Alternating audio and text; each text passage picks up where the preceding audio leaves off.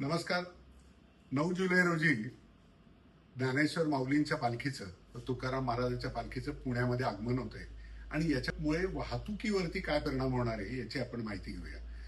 आम्ही जो पालखीचा रूट आहे त्याला 3 वेगवेगळ्या एरियामध्ये डिवाइड केलेला आहे. आता पहिला जो एरिया आहे जो मोखेल, विश्रांतवाडी, संगमवाडी, वाकडेवाडी, खडकी, पाटील इस्टेट हा एरिया हा साधारण सकाळी 3 वाजल्यापासून संध्याकाळी 5 पर्यंत वाहतुकीसाठी बंद असेल. जो दुसरा एरिया आहे ज्याच्यामध्ये Ganeshkhind road, Fergusson college road, Jangli Maharaj road, Shivaji road आणि थोडासा कर्वे रोड हा परिसर आम्ही शक्यतो 12 नंतर बंद करायला सुरुवात करणार आहे.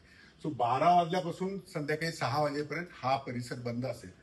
आणि शेवटचा म्हणजे ज्या ठिकाणी पालखी मुक्कामाला जाते तो म्हणजे पेठ परिसर, ज्याच्यामध्ये Shivaji road, Bajirao road, Lakshmi road आणि थोडासा नेहरू रोड हा जो बाधित होतो तो संध्याकाळी 5 नंतर त्या ठिकाणचं वाहतूक बंद करायला सुरुवात करणार आहे. त्यामुळे आपला प्रवास आणि आपण बाहेर निघताना याचं जर प्लॅनिंग केलं तर निश्चितच आपलीही गैरसोय होणार नाही आणि पालखीचं मुवमेंट सुद्धा चांगल्या पद्धतीने होईल.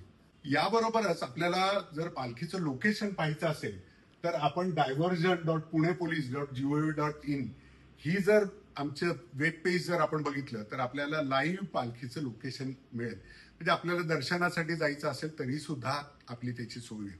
नमस्कार.